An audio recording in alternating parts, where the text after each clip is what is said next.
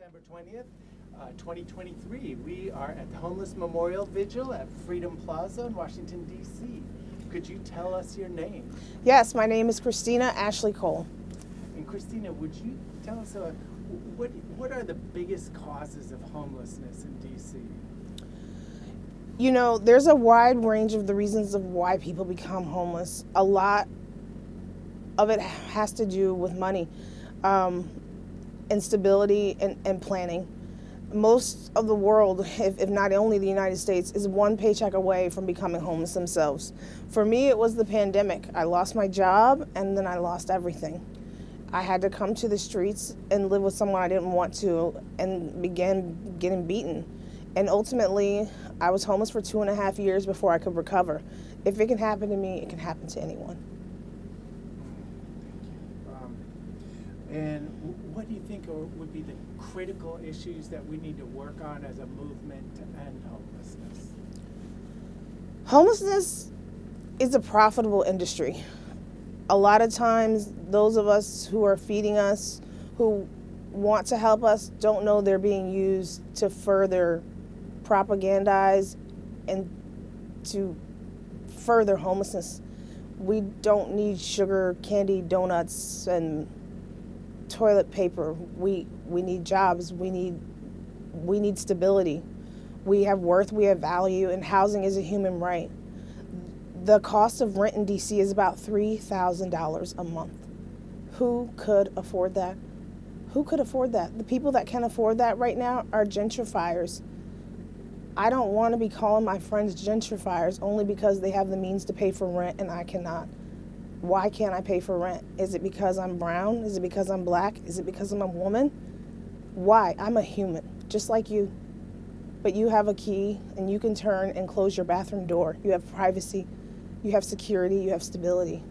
We don't have that in the streets of DC, and this is our nation's capital. Something has to change.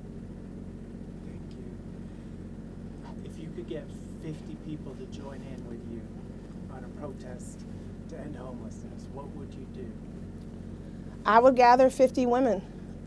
I would gather 50 women. I'd grab Bowser too. And I would say, you need to follow me through these streets. When you hear a woman crying, when you hear a woman screaming, she has been raped. She has been assaulted. She is mentally ill, or maybe she's stable.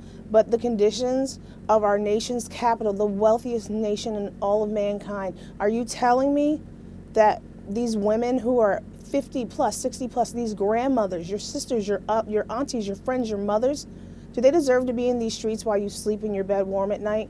No, we have to do something. Our senior citizens are our libraries, and they're dying. They're dying in the streets without being heard. History's being lost.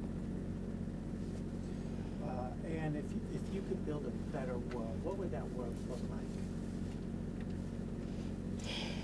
It'd be like Aladdin and Jasmine. The first article I wrote for Street Sense was actually entitled, I don't remember, but you can look it up at streetsensemedia.org. I'm vendor 685, and the first piece that I wrote was what the world would look like if color didn't exist. If color didn't exist and they weren't trying to separate us by socioeconomic status, by our color, by anything that they can, by who you choose to sleep with, whether you sleep with a man or a woman, any way that this country can be divisive and have you at each other's throats is any way that they can keep us down. The modern and the middle class need to rise. Young blood needs to get in the Senate, needs to get in Congress. We cannot change anything unless we change the laws. I wanted to go to law school, but I've given that up. Now it's about becoming part of nonprofits. These people are giving away money faster than they can spend it. They're having contests on who can throw away the most money. Bill Gates is wiping his ass with more money than I've seen in the last 3 years. It sickens me. Today we're at the Homeless Memorial Vigil. Is there somebody you'd like to remember tonight? I have lost so many friends to suicide, to murder, to homelessness. The last person that died in these streets that really meant something to me used to sit next to me in his wheelchair. He was a veteran. a amputee. His name was Alonzo. They murdered him because he was panhandling and making too much money. As a panhandler, they stabbed him in the heart.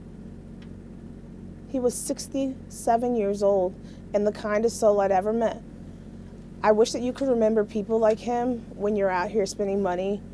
I can't afford to eat in my city. An average meal costs $26 to get soda and a burger. Where they do that at? In D.C. Your country, not mine. But it is. Is there anything you'd like to leave us with tonight?